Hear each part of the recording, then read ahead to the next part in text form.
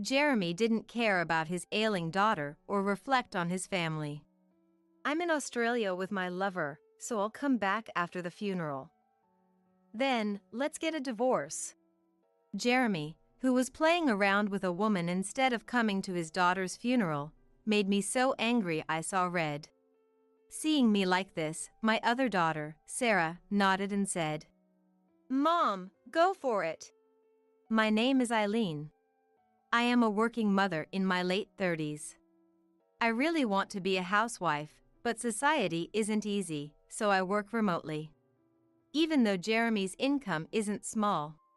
Combined with my income, we make more than the average household income. But our expenses are so high that we struggle every day. That's because our daughter Nicole, who is in upper elementary school, has medical expenses. Nicole has a rare disease with few cases, and she has been fighting it since she was little.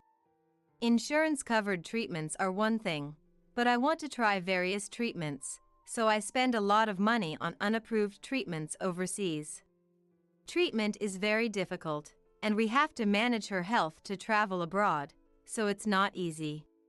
We, parents, are struggling financially, but it's even harder for Nicole. Despite having a clearly smaller body than children her age, Nicole fights her illness bravely. She sometimes pretends to be strong, telling me, "I'm okay." Even though she's still a child who wants to be spoiled by her parents, she looks mature and cares for adults, which makes me want to cry. But since Nicole is doing her best, I can't afford to be down, so I grit my teeth and endure. Jeremy was initially supportive and tried to encourage Nicole. But gradually, he started to change. He began to hesitate to pay for the treatments he used to fund for Nicole. Another expensive treatment? It's not going to work anyway. Let's stick to insurance-covered treatments. He started saying things like that. It's true that Nicole's condition is fluctuating. No, it's getting worse. But if we do nothing, it will only get worse, and we might lose Nicole. I want to try various treatments, but Jeremy thinks regular treatments are enough. There's no right answer, and whatever choice we make, we will regret it when the time comes. Still, I chose to take action and give Nicole new treatments. Regretting not doing something is worse than regretting doing it. Those words drive me. Even if I'm blamed for being selfish, or people give me cold looks for making Nicole suffer, I still want Nicole to live. Even if her disease has no established cure, I want her to live even one more day, one more minute. That's my way of showing love, and no one can deny it. It's not something strangers who know nothing should comment on. Nicole also understood my feelings and followed the treatments without complaining. She tried her best. Jeremy's eyes grew cold as Nicole weakened. "It's useless." I don't know how many times he said cruel things. Along with Jeremy's cold attitude, our marriage went down. We didn't divorce because we couldn't afford it. Jeremy probably found it troublesome too. He provided minimal living expenses but started staying out more. I wished he would at least spend time with our other daughter. Yes, we have another daughter, Sarah. Sarah is 2 years older than Nicole and in middle school. Since Nicole's illness was discovered, Sarah has felt lonely many times. When we went abroad for treatments, we left her with my parents, and we couldn't go out or travel as a family. Her grandparents took her out and traveled with her, but Sarah always seemed lonely. Recently, she's become more mature as she entered puberty, but she's still a child. When I apologize to her, she says, "It's okay. It's for Nicole." But I know she's just being strong. Even though I know I can't do anything, and it frustrates me. But I can't neglect Nicole either. Caught between my two daughters, I suffer, but Jeremy doesn't care. It makes me angry that he's even cold to healthy Sarah, but Jeremy doesn't seem to care. Sarah has given up and barely talks to Jeremy. As Jeremy continued not coming home, the rift in our family grew. Even though he provided living expenses, he stopped paying for treatments. I had to increase my work hours out of necessity. It's a good time to earn with remote work, but there are limits. And with Nicole's care, I have almost no free time. I don't even have time to make Sarah's lunchbox. One day, I woke up to find Sarah making her lunchbox by herself, which surprised me. "Do you need a lunchbox today?" "Oh, yeah. There's a field trip." I'm sorry, you should have told me." "But Mom, you're busy, right? You look so tired." "It's okay, I've gotten good at cooking lately," Sarah said, smiling and holding up her lunchbox. Tears welled up again at her brave figure. Both Sarah and Nicole are trying so hard in their own ways. As a parent, I must keep going. Every time I felt like giving up, I reminded myself of this. But Jeremy was different. One day, when he hadn't been coming home, he suddenly returned late at night. It had been a long time, and he only said, "I came to get a change of clothes," and went to his room. "Hey Jeremy, at least show your face to Sarah and the others sometimes." It was late at night, and both daughters were already asleep. I hurriedly said this to Jeremy, who seemed ready to leave again after grabbing his clothes, but all he said was, "You're annoying." "Annoying? They're your daughters too." "I don't need a sickly daughter." Could a father say that?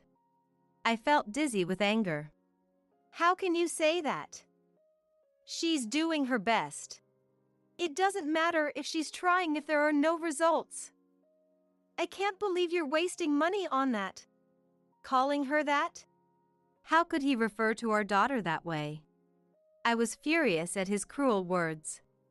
"How do you know if it's a waste or not? It's obvious. It's a rare disease with no established treatment. It's like you're just using Nicole as a guinea pig. That's horrible."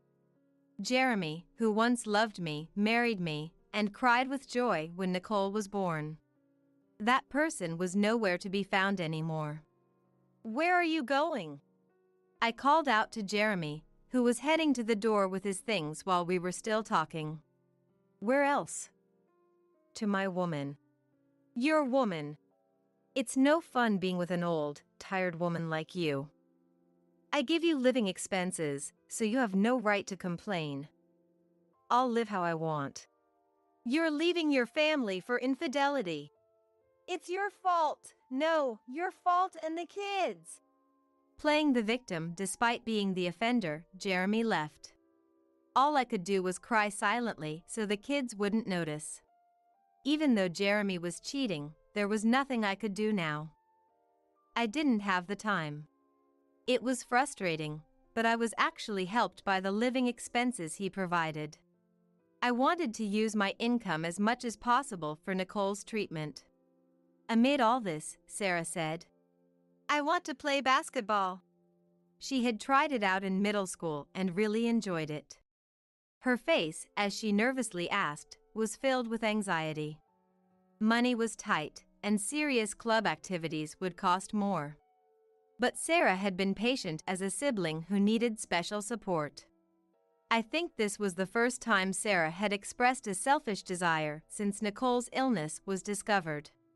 I felt sorry but also happy that she expressed her wishes. "Of course, it's fine."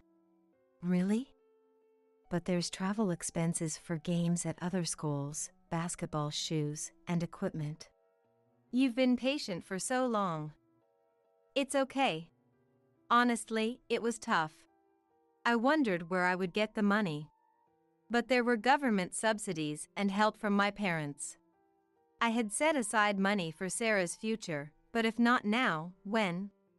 I decided to use as much of my earnings as possible. If necessary, I'd get approval from both my parents and Sarah to use the funds.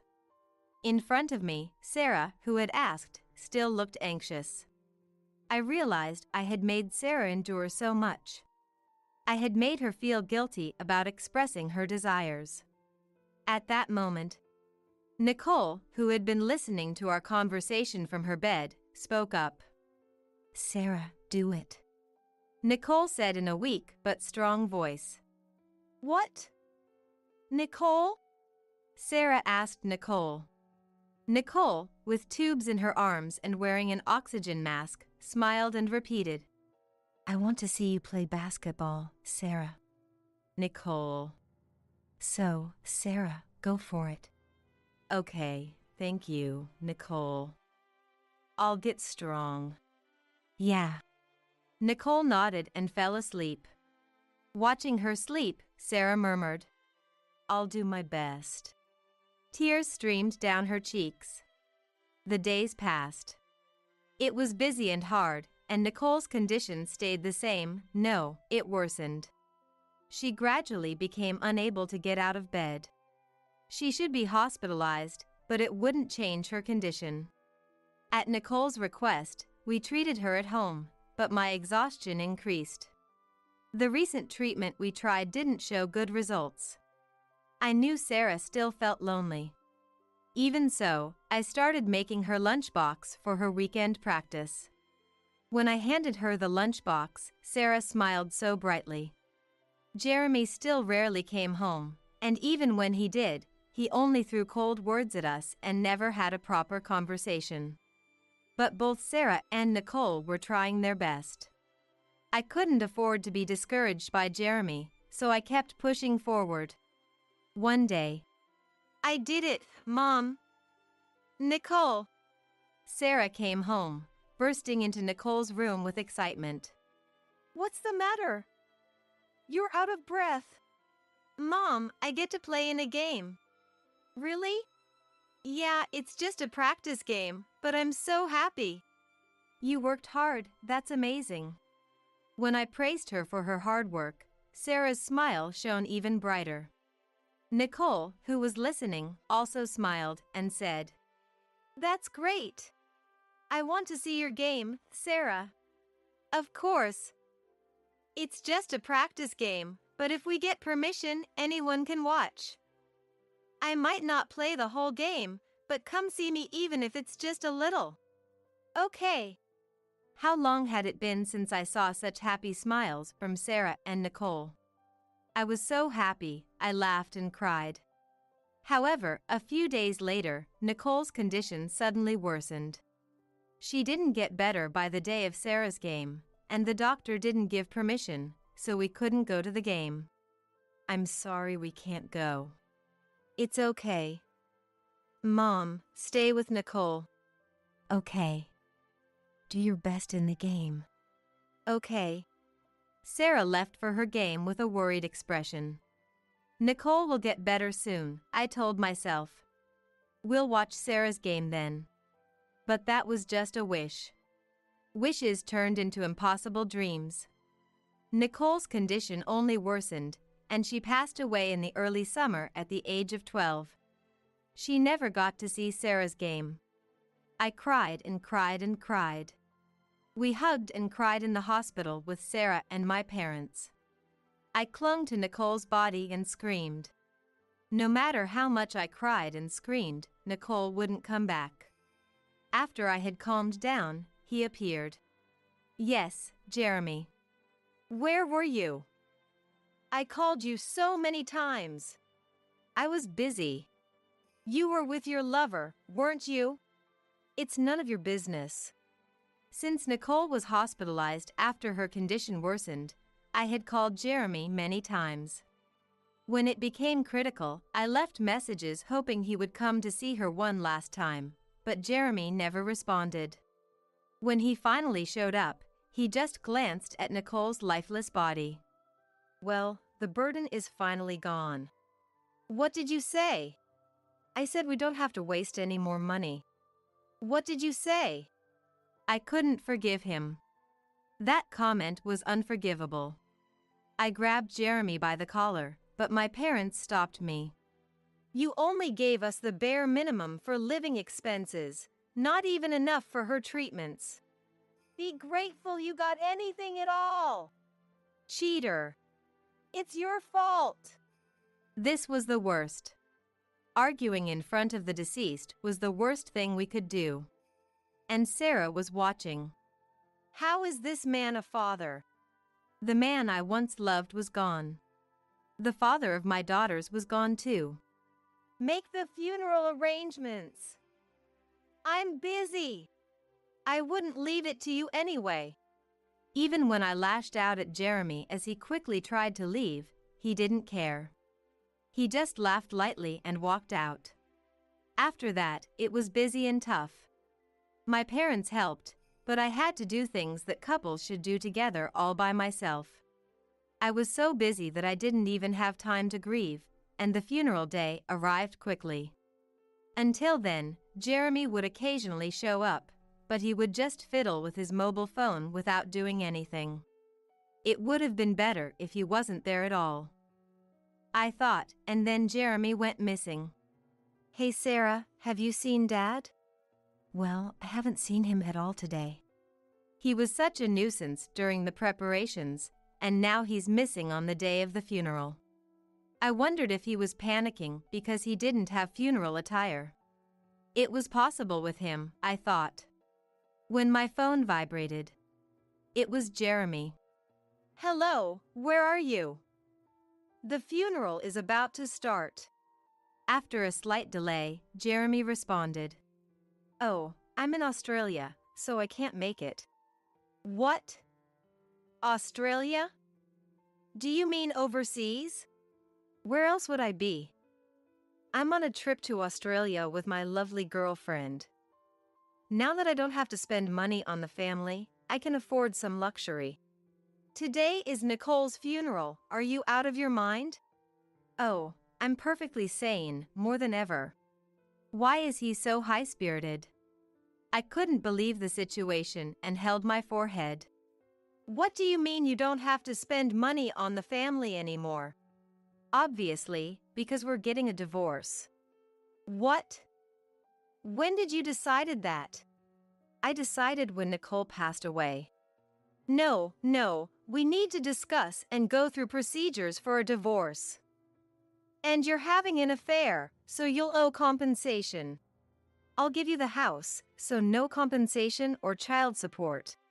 What? It's not that simple. It's simple. I'm done with you all. So, I'm going to enjoy Australia with my cute girlfriend. With that, Jeremy abruptly ended the call. That lousy man. I couldn't shout loudly because of the location, but I clenched my mobile phone and screamed quietly. Mom, was that Dad? What did he say? It was very difficult to tell Sarah. But I couldn't keep silent, so I explained the situation, and Sarah was astonished. Dad is the worst.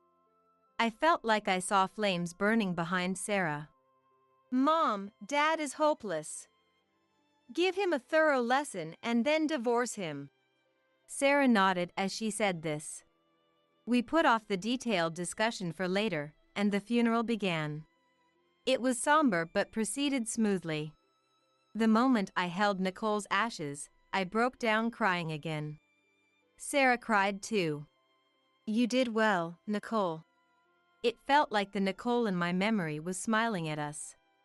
A few somber days later, I got a message from Jeremy about the date he was coming back. So, it was time to execute the plan. I told Jeremy the place and time to meet. Jeremy, excited about getting divorced and remarrying a young woman, showed up looking completely elated. I wanted to pull that face, that cheek, really hard. But now was the time to be patient. Hey! Here it is, the promised souvenir. The divorce application form, Jeremy said, thrusting the divorce papers at me. He had already filled out his part. I took them without expression, glanced at them, then looked intently at Jeremy's face and said, So you're alive? Huh? Of course, I'm alive and well, unlike sickly Nicole. Oh, that's it. I couldn't hold back anymore and reached for his cheek. What the hell? Don't you dare talk about Nicole. Wow, look at that cheek stretch. Must have been loose from all the cheating. I've been living as if you didn't exist, thinking you were already dead. Divorce is perfectly fine with me. Oh, really? Then sign the divorce papers quickly. But let's take care of this first, I said, turning towards the building I had specified as our meeting place. What, is it another funeral? Yes, it was a funeral hall. I turned to Jeremy, who was looking suspicious, and said, "What are you talking about?" "It's your funeral, of course." "What?" "Your funeral has already started." "What? What do you mean by that?" "I told you, I thought you were already dead." No, I was just in Australia. I didn't expect you to be alive, so I went ahead and started the funeral." "Went ahead? You started my funeral because of that. Didn't you contact me to arrange this meeting today?" "I thought I was contacting a zombie." "A zombie?" Jeremy's eyes widened in shock. He really looked like a zombie. "I can sign the divorce papers, but first, we need to finish your funeral." "Come on." "Wait. Where are we going?" "I told you, it's your funeral." "Hurry up." "Ow. Don't pull my cheek." "With that thick skin, it shouldn't hurt." "No way." Dragging the wailing Jeremy, I pulled him into the building. His name was written at the entrance, and Jeremy was speechless with shock. A funeral for someone who's alive. Nowadays, people have living funerals, so it's no problem. What? I pulled the stunned Jeremy into the hall. There, a grand altar with a large picture of Jeremy was displayed. "That's me." "Of course, it's your funeral, so your picture is displayed." "No, but I'm looking completely bug-eyed." "I searched hard and found the weirdest face you made." "Why a weird face?" "Because for a ridiculous memorial photo, a ridiculous face is just right." "And over there are the attendees." I pointed with my hand. When Jeremy looked in that direction, he was shocked again. "Dad, Mom. Eileen's dad and mom too. And Sarah. Wait, even my boss and colleagues are here." "As I've said many times, it's your funeral, so naturally, they're here." "This is a joke, right?" "If you think it's a dream, shall I pinch your cheek?" "No, thanks." When I moved my hand as if to pinch his cheek again, Jeremy protected both his cheeks with all his might. Now, we will begin Jeremy's funeral. First, my father-in-law, Daniel. I looked at Jeremy's parents. Daniel stood up silently, looking very displeased, no, downright angry. "Dad, why are you participating in this farce? You fool! I'm ashamed to have a son like you." "Eek!" Daniel yelled into Jeremy's ear and then returned to his seat. "Thank you." Next, my mother-in-law, Mary. Next, Mary stood up. She also approached Jeremy and said, "You idiot! Don't ever come back to the house again." "Whoa!" Jeremy covered his ears at the louder shout. "Thank you." Next, my dad. "There's more." Jeremy's eyes filled with tears as I continued calling names. He was pale from the insults from all the parents and relatives. "Of course. It's your funeral." "You're kidding." "No, I'm not." I answered shortly and continued calling names. After the relatives finished. Now, we have the company representatives. Jeremy's direct supervisor, the manager, please. "What? Even my boss?" "Don't make me repeat myself." When I reminded him it was his funeral, Jeremy turned even paler, almost white. The manager said to Jeremy, "Leaving your sick daughter and family to have an affair. Jeremy, you're demoted." Demoted? We have a vacancy at a branch on an island in a certain state. The previous person returned to the main office because they couldn't stand being alone on that island. You're going to replace them. It wasn't a question of whether he could go, it was an order. Jeremy's eyes widened in shock. Then his colleague said, "You're the worst. Don't ever talk to me again." With cold stares, they spoke, and Jeremy's spirit was completely crushed. By the time the last person finished speaking, Jeremy was sitting on the floor in a daze. No, it wasn't the last person, there was still one more. "Finally, from me, your wife," I said, squatting down in front of Jeremy. Jeremy looked at me with vacant eyes, so I smiled and said, "I've had enough of you. Go to hell, you despicable man." Saying it with a smile makes it more powerful. Jeremy trembled with fear. Then someone else squatted down next to me. Dad. It was our daughter, Sarah. She also had a big smile on her face. "Sarah, Dad was wrong. Please help me." Sarah smiled at Jeremy's words. "Dad, after the funeral, there's the cremation." "What? No, I'm still alive." "Good for you, Dad.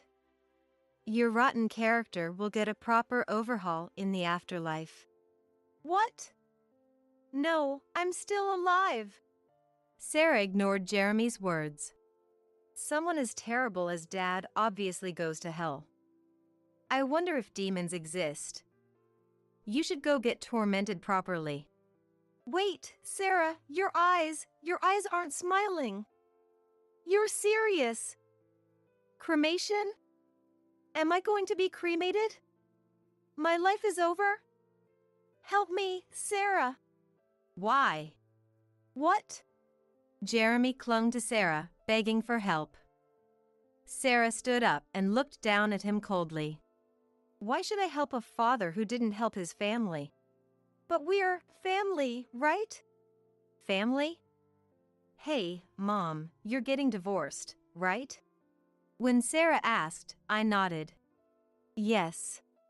Look, the divorce papers are all filled out." I showed her the divorce papers that I had already completed.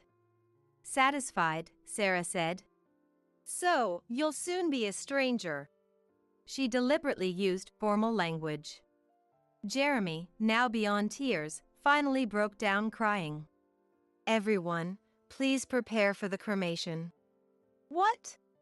At my words, everyone stood up simultaneously. Jeremy raised his head with a strange cry. He was surrounded by relatives and company associates. "Wait, this is a joke, right?" "It's no joke. I think you deserve to be burned in the flames of hell." I reached out to Jeremy. "Please, forgive me. Help." Hands reached out one after another. Seeing all the hands reaching for him, Jeremy finally fainted. Pathetic. These were the first words I uttered at the meeting with the lawyer a few days later. Fainting from something like that, you're really pathetic. Even when I laugh, Jeremy's facial muscles didn't move. It seemed that the Jeremy's funeral prank had completely drained his spirit. To the lawyer who calmly stated my demands, Jeremy responded with, "Yes, yes," in a lifeless voice. Thus, our divorce was finalized in my favor. The house became mine as compensation, and our joint assets were split in half. From his half, Jeremy had to pay child support for Sarah.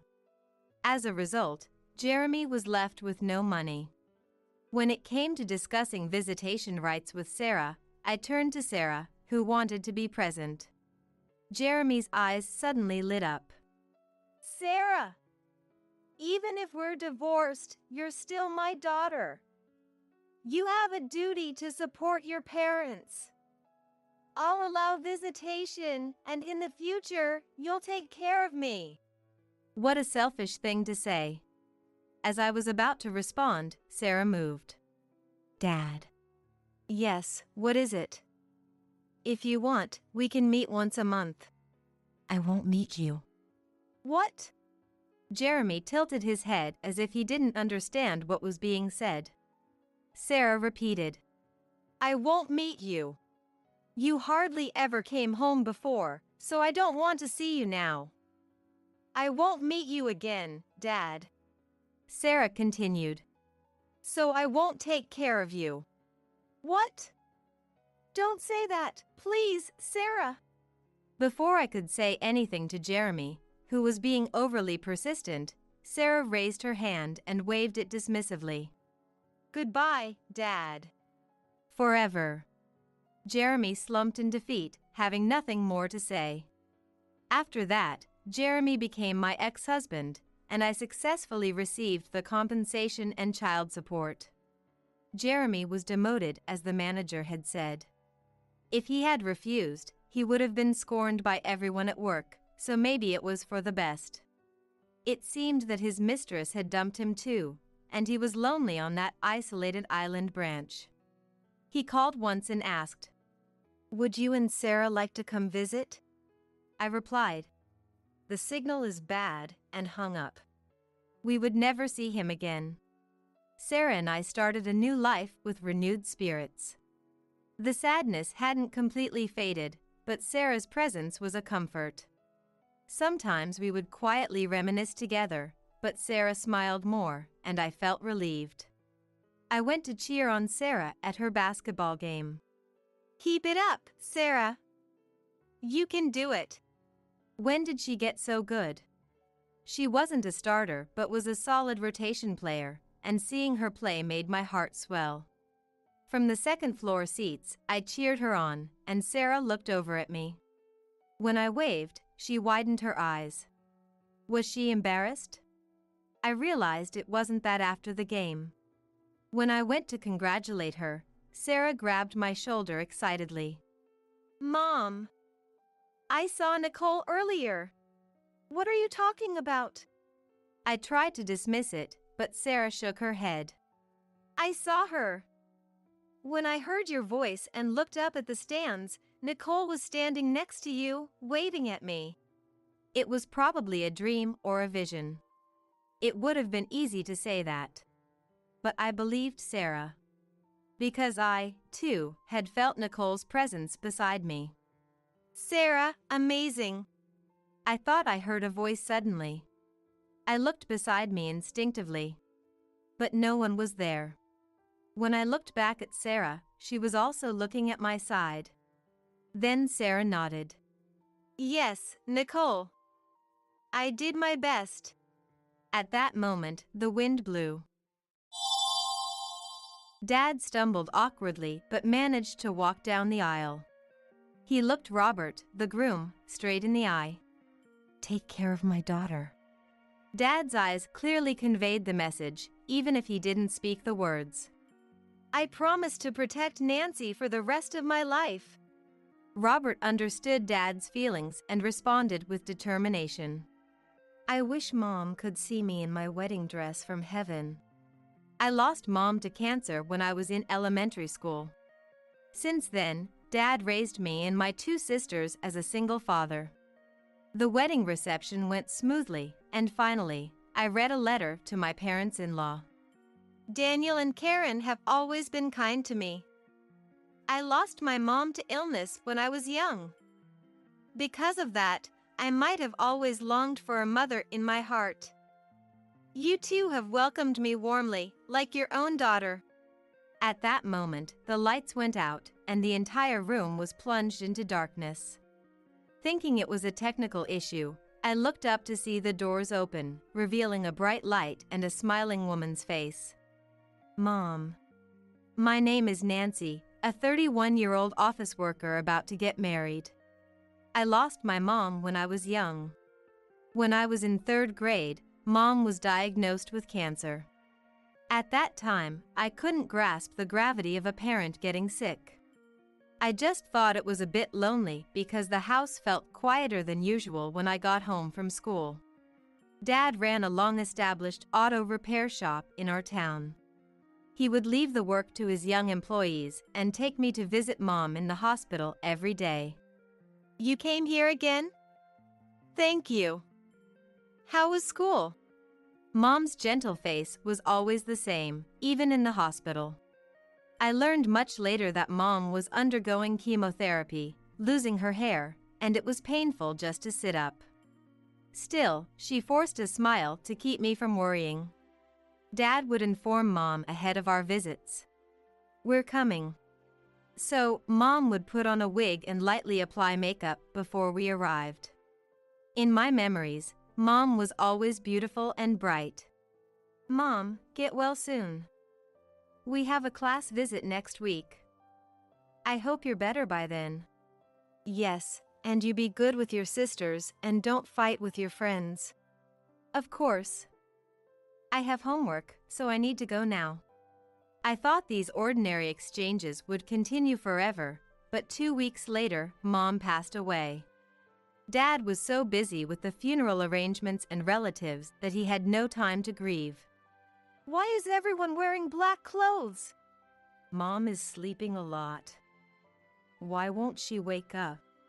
My twin sisters asked innocently, and I didn't know how to answer, so I remained silent. From that day on, whenever Dad was busy with work, I tried to act as a substitute mom for my sisters. Despite his exhaustion from work, Dad would always say, "Is there anything I can do?" "I'll do anything." He took on the house chores willingly. After washing his dirty socks by hand, Dad looked at Mom's portrait and said, "Mom had it tough every day. I realize that now." But I couldn't bring myself to smile at Dad's efforts. When I was in junior high, Dad tried to iron my uniform with clumsy hands. "I can do it myself." "Don't touch it." I snatched the iron from him. On my birthday, Dad made beef stew. "Don't bother." Mom's beef stew was never this bad. I ran to my room, ignoring my hunger. Later, I snuck out to check on Dad and saw him eating the stew he made. "Barbara, what should I do?" Dad asked Mom's portrait, his back looking heartbreakingly small. Still, I couldn't face Dad openly. Every time Dad forced a smile, it painfully reminded me that Mom was gone. Since Mom passed, I never saw Dad shed a tear. Watching Dad struggle while pretending to be strong was unbearable, and I started avoiding him. In high school, I used my sisters as an excuse to cut off social interactions with friends. Eventually, no one invited me anymore, and my only company was my sisters. This is fine. I'm fine with this. Without relying on others or interacting with them, I began to believe it was normal to do everything alone. After high school, I gave up college to help with the family finances and got a job at a local company. Sorry. If I earned more, you wouldn't have to struggle, Nancy. Dad lamented his inadequacies as a father. I didn't get a job for you, Dad. I replied coldly, avoiding proper conversation with him. Though I felt guilty, I couldn't muster the courage to face Dad. 10 years passed, and my sisters found jobs. By then, I was 30. Colleagues teased me. Any plans to get married? I gave up on that long ago. I always laughed it off. The only man who invited me to dinner was Robert, a colleague who joined the company at the same time. I've been interested in you since I started working here. Thinking about you at work keeps me motivated and performing well. Please go out with me, with marriage in mind. After dinner, Robert's sudden confession surprised me. But it also made me happy. I had only ever thought about my sisters and never seriously considered my own life. I never imagined my heart could flutter like this. The excitement lasted for days, and I couldn't sleep. At work, seeing Robert distracted me. "Hey, you're not working." And my colleagues noticed my distraction. I confided my confusing feelings to my sisters. "Nancy, you finally fell in love." "Who's the guy? Is he handsome? Tell us more about him." They eagerly probed, and I was taken aback. "He must be handsome. Yeah, your face hasn't stopped smiling. You didn't realize, did you?" With their observation, I realized my feelings for Robert were love. I accepted his proposal. 6 months later, after a fireworks show, Robert proposed again. "I look forward to our future together." I tearfully accepted. "Mom, is it okay for me to be happy? To live my own life?" I gazed at my engagement ring under the night sky, reassuring myself of my happiness. As fall deepened and the leaves turned, I nervously visited Robert's parents. "Relax. My parents aren't as strict as you think." Robert's parents were both public servants. I took a deep breath to calm myself. "Are you Nancy? Oh my. I see. You're Robert's fiancé. This must be fate." After my introduction, my parents-in-law looked at me with shining eyes. "Hey, stop staring at her. It's rude." "Sorry. We're just thrilled to have such a wonderful woman with Robert. Forgive us, Nancy." Indeed. Robert inherited my non-existent charm with women. It's a miracle someone as lovely as you would marry him. Enough with the jokes, you two. You're embarrassing me. As Robert said, his parents were friendly and easygoing. I felt I could get along well with them. Then the doorbell rang, and Karen went to answer it. "They're here."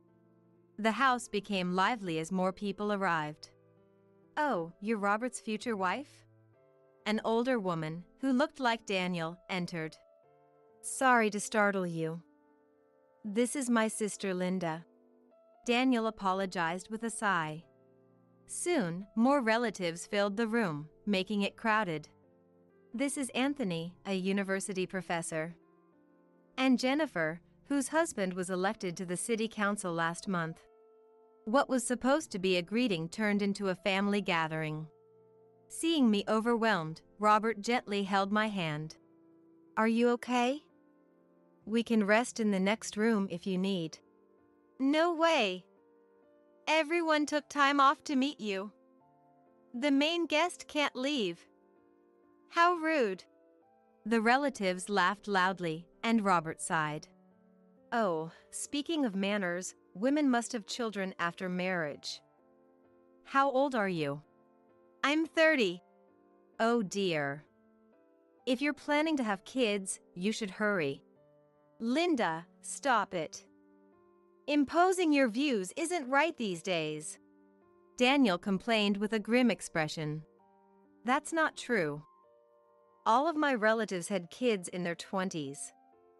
If Nancy wants to be accepted as part of this family, she needs to show results." "Understood. I'll do my best." Linda, leading the relatives, said whatever they pleased and left with satisfied expressions. On their way out, "I'm sorry, Nancy." Robert apologized. "Were you surprised?" I didn't nod or shake my head, but inside I was bewildered. "You'll have to deal with people like them more often, but they're not bad at heart. So, when we get married, I want you to live here with my parents." "I understand. I intended to do that when I agreed to marry you." I forced a smile to hide my true feelings. From that day on, I started visiting my in-laws' house every weekend for wedding planning, trying to fit in with the family. Each time, the relatives would come over in what they called bridal training. There will be many city council members among the guests. Make sure to think carefully about the food and wedding favors. Don't be stingy with money. Understood? They spoke to me as if scolding an unruly child. When Christmas came, far more relatives than I had anticipated showed up at my in-laws' house every day. Nancy, you know this, right? Think of this as the final test before marrying Robert. The morning after Christmas, I felt a bit feverish but still took the initiative to serve and help with the food. No matter how hard I tried to act before being told, Linda and the others never praised me. Even so, I wanted to be accepted as a member of the family as soon as possible. Reflecting on the days I spent taking care of my younger sisters during my youth, I kept telling myself, I can endure this much. However, as I was about to head to the kitchen to serve coffee to new visitors, my vision blurred, and I found myself staring at the wooden ceiling. Nancy! Get a hold of yourself! Hey, Nancy has collapsed! Oh my goodness!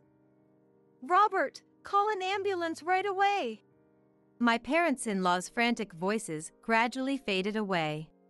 When I woke up, I saw the white ceiling of a hospital room. Nancy? Oh, thank goodness, you're awake, Karen said, tearing up by my side. What happened to me? I couldn't immediately understand why I had been taken to the hospital.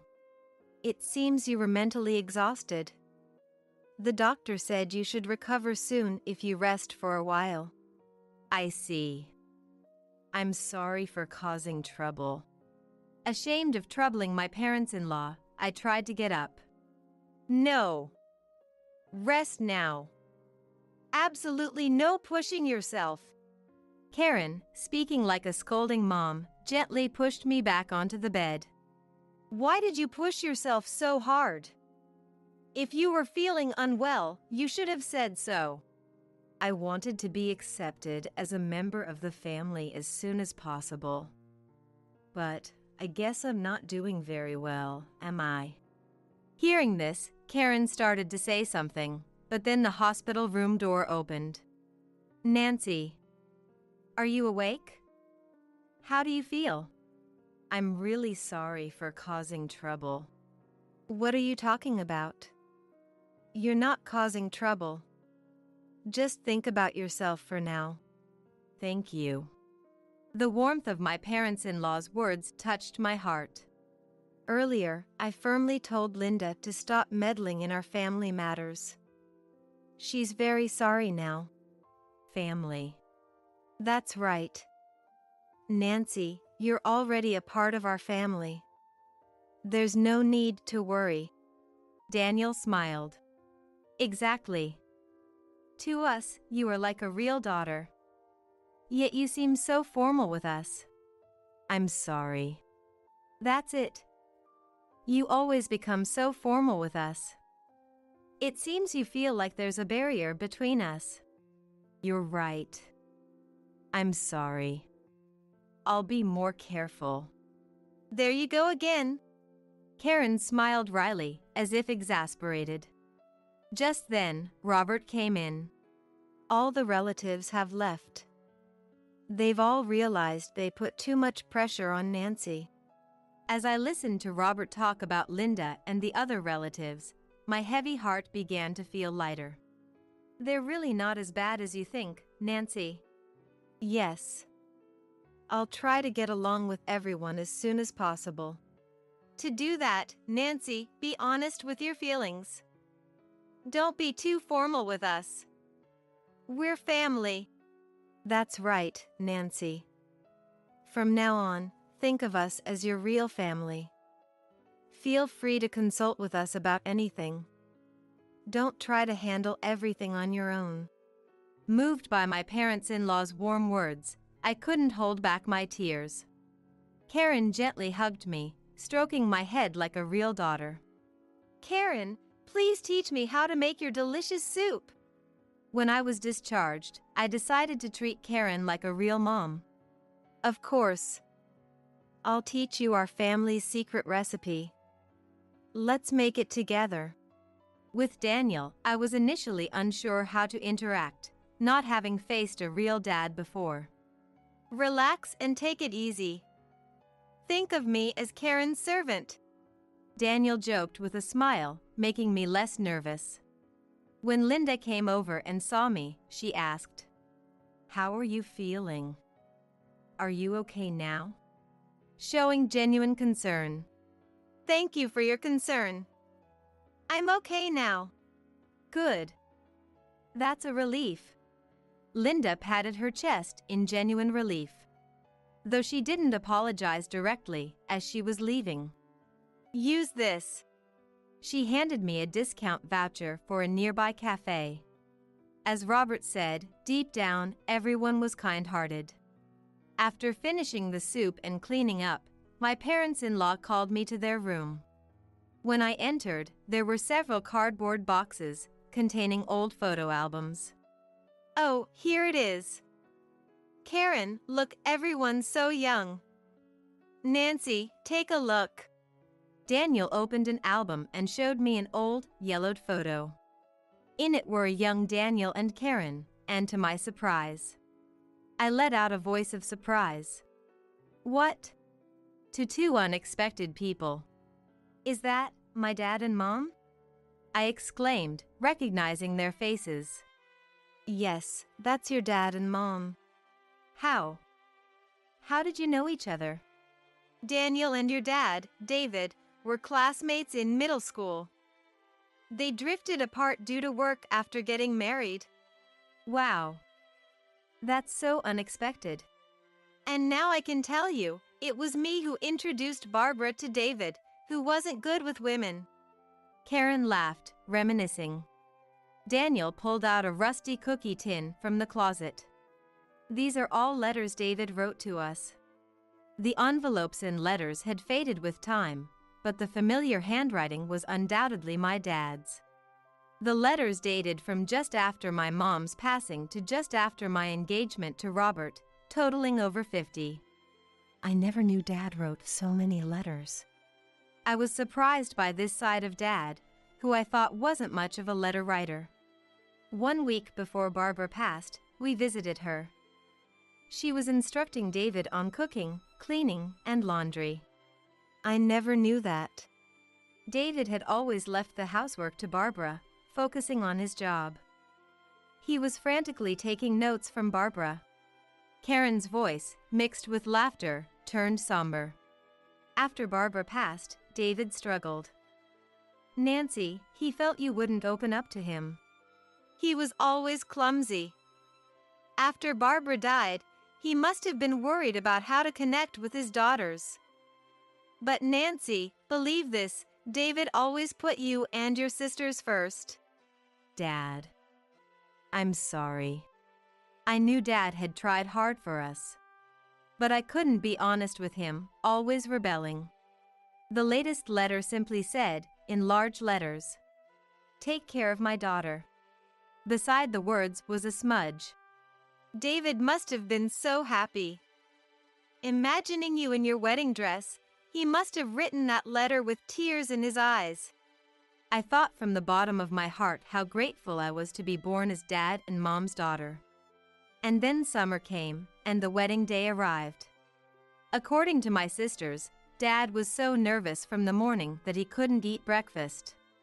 Dad kept looking at Mom's portrait and repeatedly prayed, "Please let the wedding go smoothly." Dad, that outfit doesn't suit you at all. Is it your size? Have you gained a little weight? Your pants aren't going to rip during the ceremony, are they? Enough, you guys. I need to go to the restroom. Watching Dad and my sisters interact, I casually remembered when Mom was still healthy. If only there was one more person here, how wonderful it would have been if Mom could be here too. I wish I could have shown my wedding dress to Mom in heaven. The ceremony began, and Dad, with a hesitant step that almost made him stumble, managed to walk down the aisle. He looked straight into Robert, the groom's eyes. "Take care of my daughter." Though he didn't voice it, Dad's eyes clearly said it. "I promise to protect Nancy for life," Robert responded with strong words. Then the ceremony and wedding reception proceeded smoothly, and it was time for me to read my letter. Daniel and Karen have always been kind to me. I lost my real mom to illness when I was in elementary school. So, perhaps I always longed for a mom in my heart. Both of you welcomed me warmly as if I were your own daughter. At that moment, the lights in the venue suddenly went out, and the room was enveloped in darkness. I thought it was a power outage, but then the doors in front opened, and a giant screen lit up with a bright light, showing a woman smiling brightly. Huh? Mom. The image was of my late mom. Is it recording properly? Are you filming this? Yes, it's working. I think. Which button do I press? I heard Dad's voice, unchanged from the present. David, get it together. Oh, Nancy. Can you hear me? Mom in the video waved at me with a beautiful smile. Is Dad doing the housework properly? He's not slacking off, is he? Are the kids studying diligently? Dad is clumsy, so he might be causing trouble for the kids, but please take care of yourself and do your best at work. From the family seats, Dad shouted, I'm doing just fine without you telling me. And the venue burst into laughter. And Nancy, if you're watching this video, does that mean a wonderful prince is by your side now? Nancy, congratulations on your wedding. Groom, thank you for marrying Nancy. Since Nancy chose you, I'm sure you're a wonderful man. Groom, please take good care of Nancy for a long time. I will, Robert promised firmly. And to the groom's parents, I have a request. My daughter has no mother, so there may be shortcomings. But please watch over her warmly. By the time this video is played, I won't be in this world. But my only wish is for Nancy to be happy. Please fulfill that wish for me. I'm counting on you. Mom's voice trembled with tears. Nancy, absolutely, absolutely, absolutely be happy. I'll always be watching over you from heaven. Dad's face filled the screen as he filmed. I'll take care of our daughter. With Dad's strong words, the video ended. When the lights came back on, Robert stood up. He took a deep breath and, facing my mom in heaven, said, I promise to make Nancy happy. No matter what happens, I will always protect Nancy. The venue erupted in applause and cheers, and the wedding reception ended. My parents-in-law came to the waiting room. Actually, Barbara entrusted us with that video when she was alive. She asked us to show it when her daughter got married. But we never imagined the groom would be our Robert. Daniel and Karen laughed heartily. Having become Robert's wife, I moved in with my in-laws, and now we live together like a real family. Since then, with my in-laws' support, I've made it a point to visit my parents' house once a month.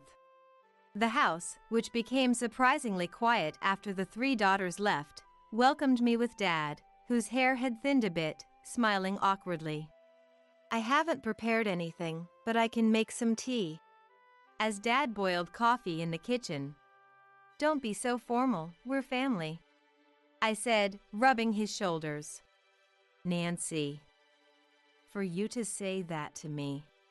Dad seemed to have become more emotional with age. And guess what? I'm pregnant. By this time next year, you'll be a grandpa. Even such trivial conversations made Dad sob.